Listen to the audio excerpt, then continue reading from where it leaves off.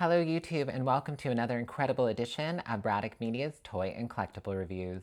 Today I get to review this sexy villain beside me. She is the DC Catwoman Premium Format Stan Lau Designed Edition. She is absolutely perfect. I love everything about this statue. I own her myself. She is just stunning. So in this video today, we're going to go over a little bit about all the different pieces she comes with, her stand. We're going to do a lot of up-close shots. We're going to check out the box art and talk a little bit more about designer Stan Lau. So let's go over to box art.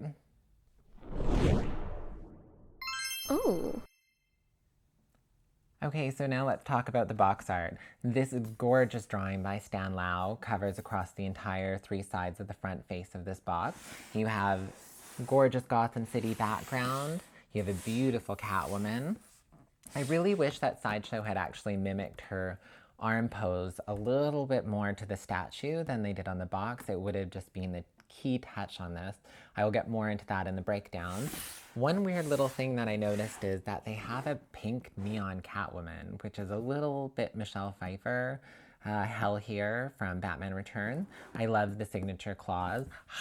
I mean, who doesn't love, Catwoman with a Anyways, gorgeous box art by Stan Lau. He has done some incredible work with Capcom, Marvel, Sideshow. He's done 3 statues now, actually several statues. Pepper's coming out next year. She was shown at Comic-Con. And now we've got Catwoman, we've got Harley, and we've got Poison Ivy, all beautifully done based off of his art. He captivates the sexiness and strength in his characters, unlike a lot of artists that I've seen today. There's just something so beautiful about what he does and what he brings to his characters, and yeah, I love them. They're so beautiful and sexy. So let's get more into the breakdown on this bad girl here, and we'll go through all the different parts and pieces that she comes with. Starting with piece number 1 up here is her main head sculpt. I call it the main head sculpt because, well, it's the only one that I've ever really used when displaying with her. It is just perfect. It nails the I'm sexy, but if you mess with me, I'll claw your eyes out, which is exactly what I love from my villains, and especially from Catwoman. Her secondary head, which should be piece number 2, is super cute. It's got this kind of like eye-rolly, kind of smirky. I mean, it's cute, but it really doesn't line up well for me with this entire pose of the statue. I mean, this one is just, the angle is right. Everything is just spot on when it comes to that head sculpt. So now let's head to piece number 3, which is her main body. This is actually a polystone body with a fabricated vinyl catsuit on the outside of it. The vinyl quality for this has been really up there. I actually had a Vampirella that had a couple snags that came on its bodysuit. Thankfully, Sideshow replaced that, so now she's perfect, along with this one. I've moved this statue several times, and I've actually had no issues, no problems with anything coming undone. It's really well sewn and really put together well. This up here with the zipper, sorry guys, it's not coming undone unless you break it, and really, she's booby enough. I obviously think that that's my favorite part about Stan Lau, is the sex appeal that he brings to his character, but she's definitely ample in the booby department, so we can just leave that there. Now we'll go down to piece number 3, which you can't really see in this shot, so I'm going to bring it over here and bring it up. I felt a little ripped off when I first got this statue. It's actually plastic, and now, after having this for a long time, I'm really glad they did this. This is a smart move. It's not actually even being cheap. It just fits perfectly. The way that they are able to mold them, the way that the magnets hold in, the lightness of the plastic makes it so that they don't drop or fall. If they do drop and fall, there's nothing to scratch. There's nothing to break. So many times I've seen on all of the different Sideshow forums, people with broken fingers just from dropping a hand just very basically. And not just that, in this inner part here, every time you go to put the arms on your statues, they tend to scratch or break. Nothing at all. Perfect. So yeah, the exclusive version to this hand that I have at home comes with a little jeweled bag. That's cute. It kind of makes it look like it just came from a robbery. Now we'll go into the next part of the statue. So that would be piece number 4, is her arm, well, her left arm. It's got a whip, and the whip is kind of neat. It's actually posable. It has a wire cord that goes through the rubber, and you can put it in any direction that you want to, move it all around.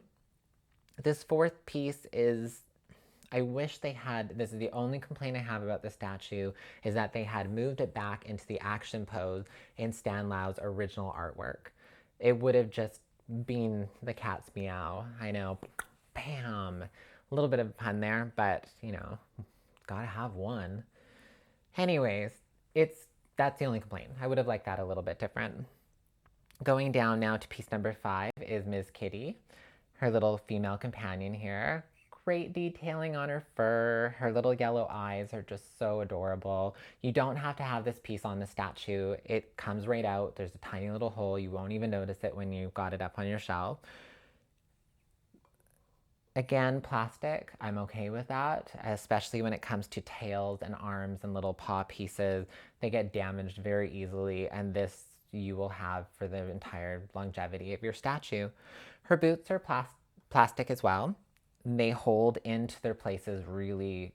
You won't have any problems with the statue moving over. The base, which is piece number 6, is so solid and so strong. I mean, she's not going anywhere. She's not going to budge. If you have little ones or your own little feline pets at home, chances are they're not going to be able to topple this bad girl over. She's going to stand up and she's going to stay.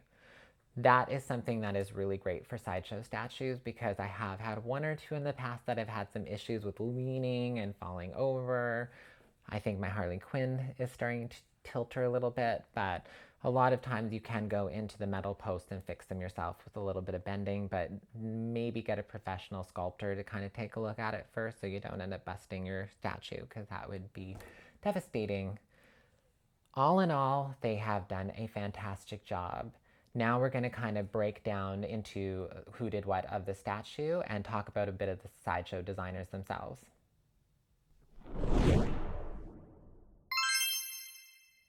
The one thing I love about Sideshow Collectibles is the collaboration of artists that come together to create these beautiful pieces.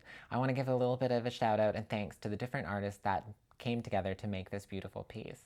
We had Chris Anka, Dylan Foreman, help Stan Lau in the design part of the sculpt. And then when it came to the actual sculpt itself, we had Mark Newman, Martin Canal, Avanish Hedge, Martin Deminet, James Luril, and of course the exceptional Kat Sapine, who has done so many of the amazing statues that I own at home, all of this incredible girl sculptures and superhero femme fatales. We have Jennifer Johnson on costume fabrication, and we have the Sideshow Collectible design and development team that helped finalize and put this whole thing together. Thanks, guys. You did a great job. She looks fantastic and smashing in my house. Make sure to stay tuned for more videos, and we will see you soon. Bye, everyone on YouTube. If you love this video, make sure to subscribe below so you don't miss out on any more amazing toy and collectible reviews here on Braddock Media.